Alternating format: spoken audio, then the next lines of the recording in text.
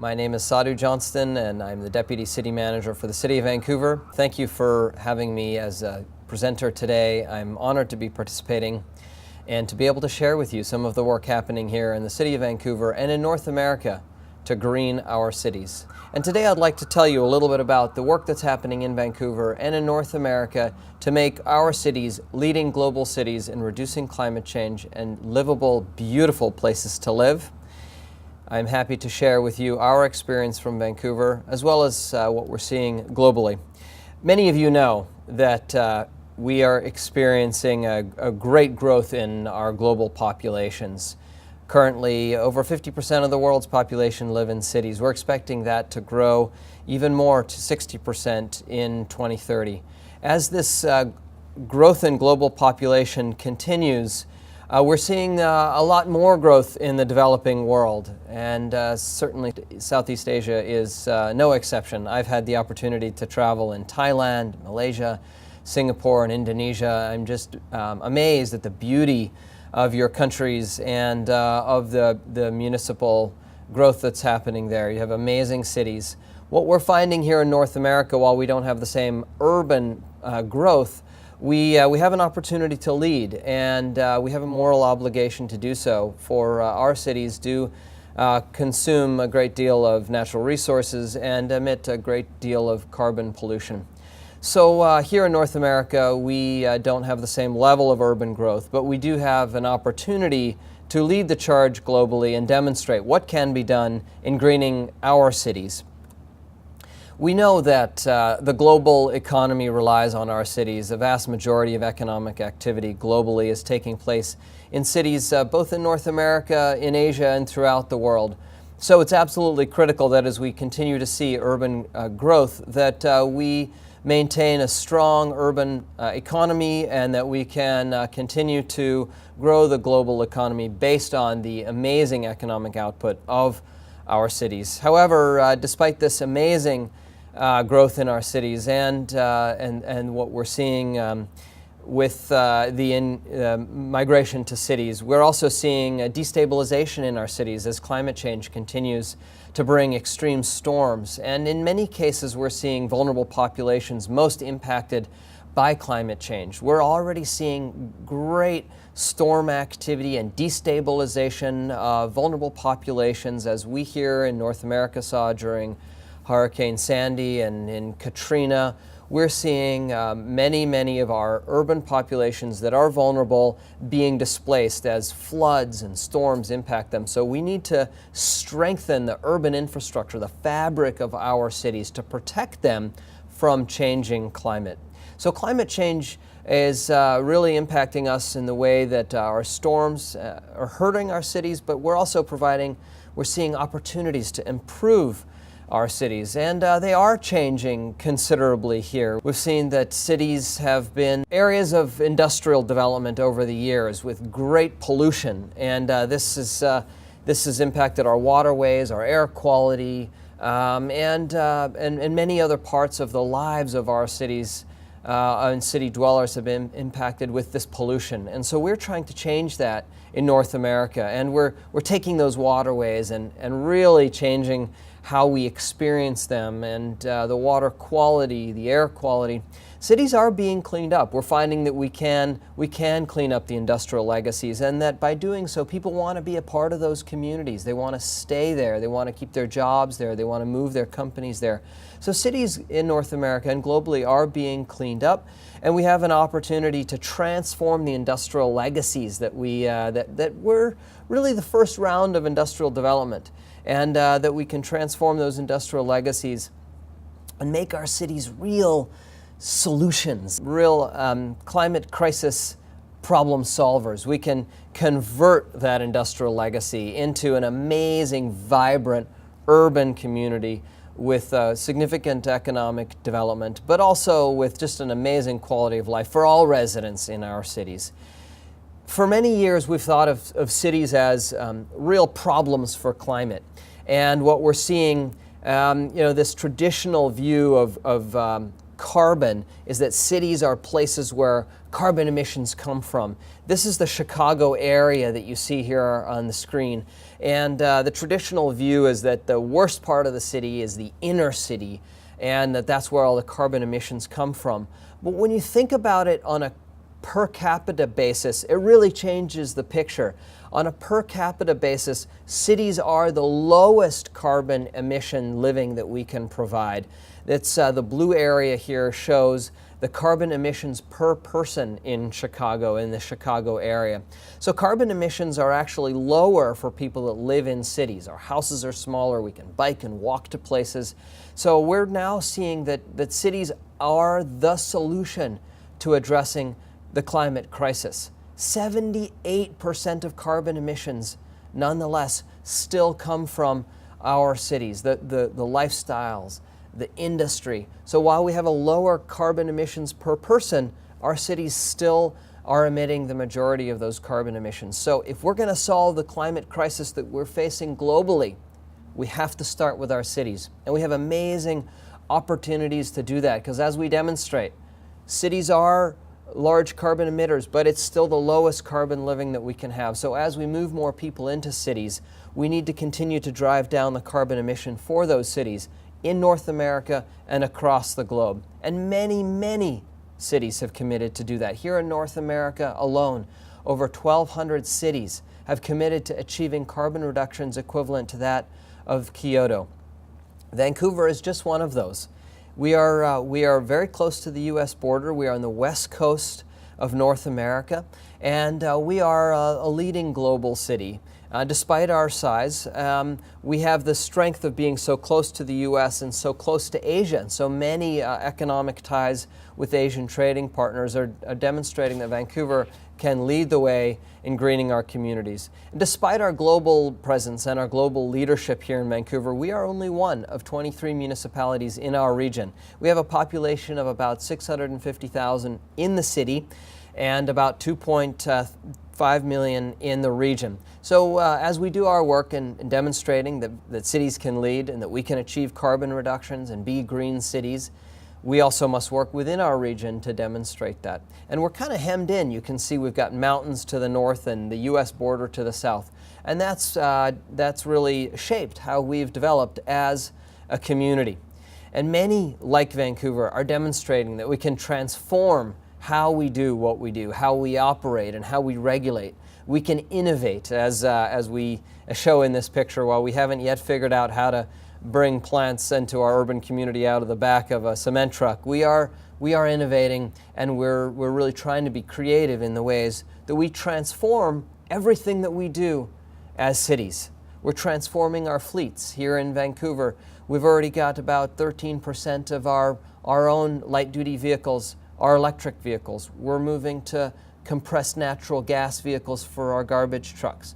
We can demonstrate in the ways that we operate our fleets that greening our fleets is a great way to reduce carbon and improve air quality in our city. So we start with greening our own fleets. And then we're looking at ways that we can change our operations, the way that we pave our streets, the way that we build our infrastructure. Instead of grinding up a street, taking that material to a landfill, we're finding that we can now grind that street up, recycle the material, and put it back into new streets. And we save about $1 million a year in that simple practice of recycling our construction materials. We're also building green buildings in our cities, building police stations, fire stations, and schools to be green buildings with better air quality and better environments for our students. We're changing how we address waste in our buildings. We now have zero waste stations in all city facilities. Here in City Hall, where I am now in the city of Vancouver, we now reduce waste by 92% of the waste being diverted from City Hall operations to recycling, to organics and composting instead of putting them into the landfill with these zero waste stations. Vancouver now has the lowest greenhouse gas emissions for any city in North America. We're demonstrating that we can continue to reduce our carbon emissions. We've reduced our carbon emissions to 6% below our 1990 emissions. We've demonstrated that we can do that. We can be global leaders while growing our population. We've grown our population 30% since 1990 while reducing our carbon emissions by 6% and growing jobs 18%. So we can be a vibrant community. And we've done that without a comprehensive plan up until now. So we started to engage our public. Our council said to us, come up with a comprehensive plan. We've been leaders globally. We're getting global recognition for that, but we need a comprehensive plan. So we went out and we started to talk to the public. We created a website to ask the public for ideas. We got about 700 ideas that our public put onto our website, and then other members of the public could vote on those ideas. We had public sessions to engage our public with thousands of people giving us ideas and coming to public consultation sessions. Our website got over 35,000 people engaged in discussion formats with Twitter town halls and engaging people on Facebook with YouTube channels. Overall, what we ended up getting is thousands and thousands of our residents to give us ideas to form what is now our Greenest City Action Plan. There are three main parts of our plan: zero carbon, zero waste, and healthy ecosystems. That plan is broken into 10 core parts, from climate leadership to greening our economy, growing green jobs, to providing better air quality and better water quality. And we see those parts of the plan as integrated, as tying together. But those 10 parts of the plan, I want to tell you about the core parts of it to make Vancouver a leading city in reducing our carbon emissions, which is one of the main benchmarks that we try to pursue. So this is the main part of what I want to tell you about in the greening of the city of Vancouver.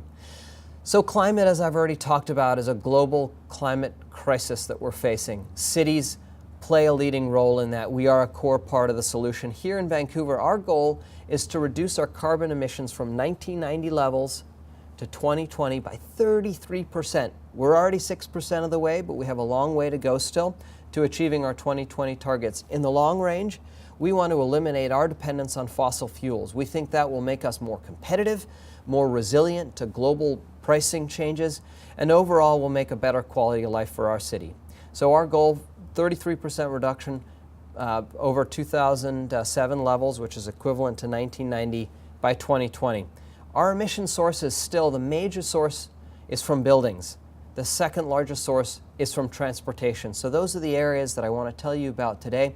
But firstly, we think we can reduce those areas not alone, but with partnership with the federal government, with our provincial government, by taking actions together. So we need provincial action, we need renewable energy, we need green transportation, and we need zero waste. And those are the main areas that we think we can achieve carbon reductions for our community. So let me tell you about green transportation here in Vancouver. Our goal is to make walking, cycling, public transit as the primary way that people get around. Over 50% of those trips we want to see on alternative modes such as those. We want to make, also we want to reduce the amount of travel by 20% from 2007 levels in the private vehicle. Many years ago, our city had a plan to build a massive highway through the city. And unfortunately, that would have torn down much of what you see in our downtown now. And our residents came forward and said, we don't want a highway through our downtown community. Instead, we want it to be accessible. We want our waterways to be accessible, and we want alternative ways of getting around.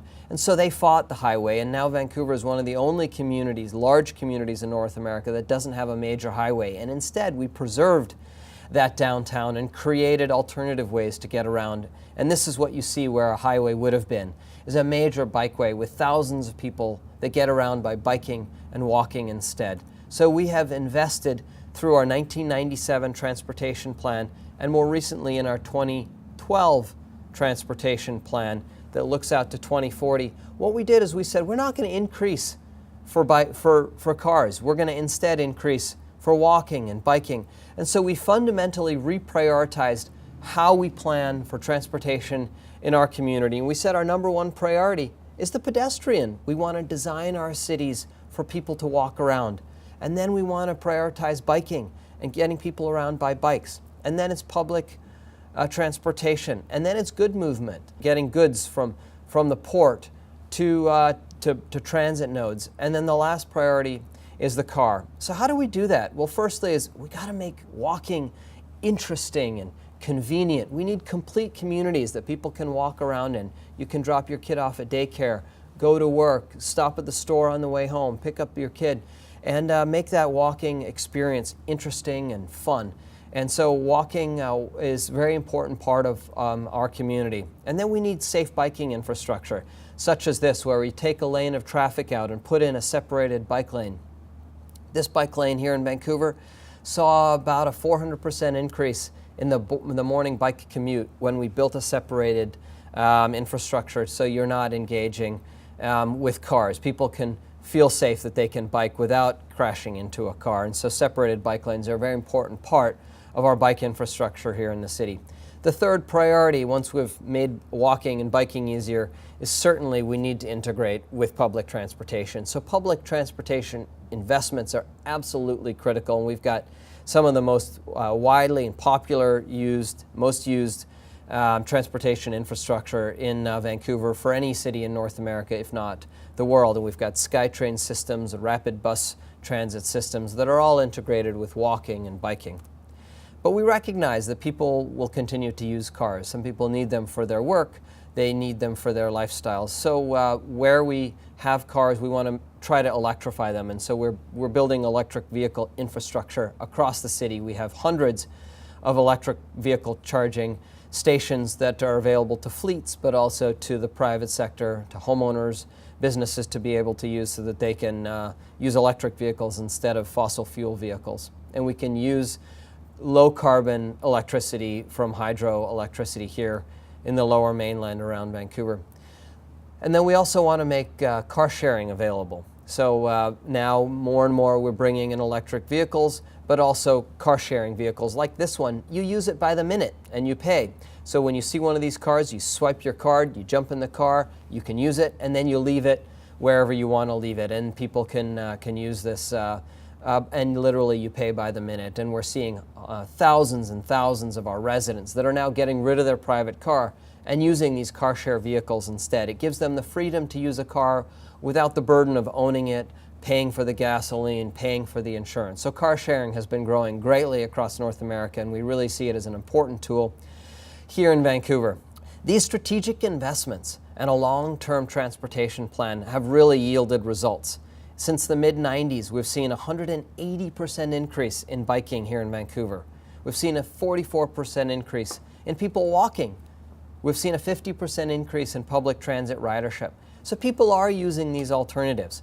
In that period, we've seen a 7% decrease in gasoline sales and a 10% decrease in vehicle trips in our community. Yet, we've seen that 30% growth in population, so we are growing. There are more trips, but people are finding that they can do those trips without the car, and that reduces congestion and makes it easier to get around the city for those that do need a car. And what has that resulted in? That growth, that integrated use of transportation and land use has resulted in a 75% increase in people working or living in our downtown community, a 26% increase in jobs downtown since the mid-90s, a 15% increase in the number of people entering downtown on a daily basis, but a 25% decrease in the number of cars coming downtown. We've realized we cannot continue to grow economic development and grow our downtown business community if everyone is trying to get in by car. We need those alternatives in order to continue to grow, and that makes for a vibrant community of people living and working, experiencing that downtown. What it also results in is a lower greenhouse gas profile for the people that are living downtown. The lowest greenhouse gas emissions per capita of anywhere in North America are our downtown community as a result of those elements. And when you have less cars, that means we have infrastructure that's made available, like this parking garage downtown Vancouver. Because so few people are now driving to downtown, or so few less are driving downtown, we have available spaces. This parking garage was at less than 50% occupancy. The city owns and operates it, so we partnered with a private sector to install a beautiful urban garden downtown here. And you can see we're now growing food in a parking garage instead of having it vacant.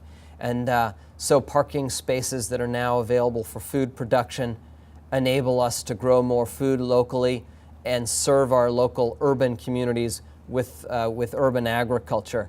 which also protects us from a resiliency perspective if we have problems with transportation. So building urban farms on underutilized parking lots provides green jobs, and we're seeing a massive growth in green jobs in our community as we pursue green economic development and green urban agriculture.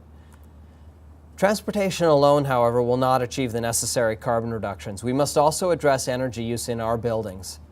So our green building goal, we intend to lead the world in green building design and construction. We have two 2020 targets in our Greenest City Action Plan. The first is to require all buildings that are built by 2020 to be carbon neutral in their operations. Our second goal is to reduce energy use in existing buildings by 20% over our 2007 levels. So green building is probably the most important part of our plan, as carbon emissions from our buildings are about 55%. So we cannot achieve our carbon goals as a community without achieving carbon reductions in our existing buildings. That's in industrial buildings, commercial buildings, and residential buildings across the city. We can now require that all new buildings are green buildings, and we're seeing more and more leadership from the private sector in building green buildings. We've seen a 50% increase in LEED buildings over the last few years. Those buildings can utilize natural ventilation, natural breezes instead of big pumps and fans and energy to ventilate them. We can utilize natural lighting just by simple strategies of shading and access to light in our living environments, which makes them healthier places to be, but also cheaper to power. We can use rainwater for domestic water needs, capture that rainwater, put it into cisterns, and use it for irrigation, for flushing toilets, for showers. We can also capture that domestic water use in those buildings, filter it, and use it to flush toilets in our buildings. So we can save those natural resources, the rivers and the lakes, for ecosystems and capture urban rainwater to use in our cities. Requiring energy efficiency is critical, but we must also support innovative infill in less dense part of the city. Not all parts of our city can be as dense as downtown. So we're looking for creative ways to infill, such as our laneway homes. We have over 1,500 of these laneway homes that are now being built. They are small, they are rental properties that enable people to stay in downtown and use their property fully. We're also seeing big box retail with residential above. Here you see a Home Depot, which is a large retail with residential above and even a park on top of this. So we're trying to be creative in the way that we bring density to other parts of the city. So we've integrated land use and transportation. Now we're tying in energy and really planning strategically for energy across our city and integrating green energy in our community. What you see here is our first district energy system that utilizes renewable energy. So district energy enables us to use our land use and transportation planning to require all new large developments to install district energy systems. This system, which is under one of our bridges, captures the waste heat in our sewage water. So if you take a shower, you run a dishwasher, that produces hot water that's in our sewer system. We can take that hot water out and use it to heat our entire neighborhood. So we've built a series of pipes in our downtown community. We run hot water through that system, and we use that to heat our buildings and to heat the domestic hot water in that community. That district energy system now provides about a 70% lower greenhouse gas emissions for the people that are living in that community. And by pursuing district energy, what we're able to do is to get cities in the driver's seat in pursuing low carbon heating for our community. And district energy is now being pursued across North America as a solution to renewable energy in our community, and we can take waste heat sources to do that. But what we know is that cities can't do it alone. We can pursue green jobs, we can pursue local food, we can pursue clean water, but we can't do it all by ourselves. We must partner with the region, with our province, and with our federal governments to achieve these kinds of targets. And more than anything else, we need our homeowners and our businesses to lead with us. So we've started a few programs that I want to tell you about as I conclude my remarks here. The first is one called City Studio. We have over 100,000 students in universities in our city. So we produced a a program called City Studio that brings those 6 academic institutions together with the city to solve city problems. Since we launched the program just a few years ago, we now have over 70,000 hours of student time helping to solve the problems of our cities, and they work with city staff in doing so. And they've just come up with amazing solutions to solving urban challenges. And here's just one example of the students. They come from architecture, from business, from culinary schools, and they work together in city offices to solve city problems, such as this example where we closed a street and created a public art example to show residents how to look at the beautiful cityscape from a different perspective. And these are students that have helped to do this work. The second program is something called our Greenest City Grants program.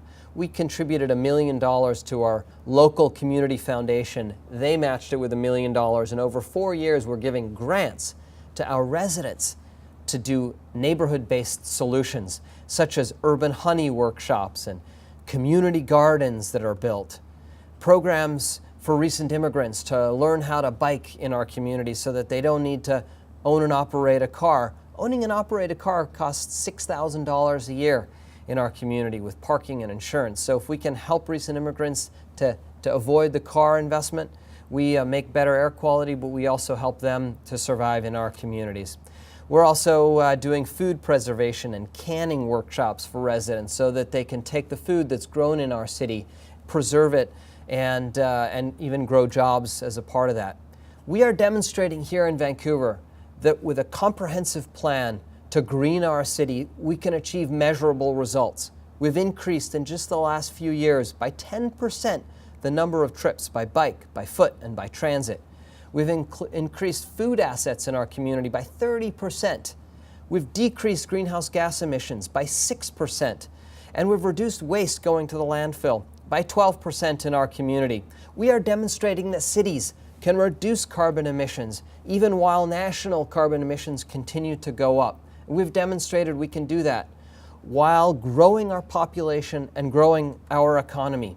And cities are working together to do that. As I've indicated, we're working with C40 and a new organization here in North America called the Urban Sustainability Directors Network of 130 cities that are working together to achieve carbon reductions in the greening of our communities. You can see there's small cities and big cities from LA and New York to Chicago and Vancouver. We're partnering together to achieve carbon reductions, and we've culminated much of that work in a new book that I've co-authored called The Guide to Greening Cities. We've taken the stories of Vancouver, New York, and Chicago, and many other cities and told their stories. You can explore those stories in The Guide to Greening Cities. So my final thought to you, as you look at how Southeast Asia can lead and your cities can further lead, we often overestimate what we can achieve in 1 year and underestimate what can be done in 5. So I encourage each and every one of you to think about how can you partner with your cities to make them global leaders in addressing carbon and making them high quality of places to live. I thank you so much for your attention, and I hope your meeting is very productive. Thank you very much.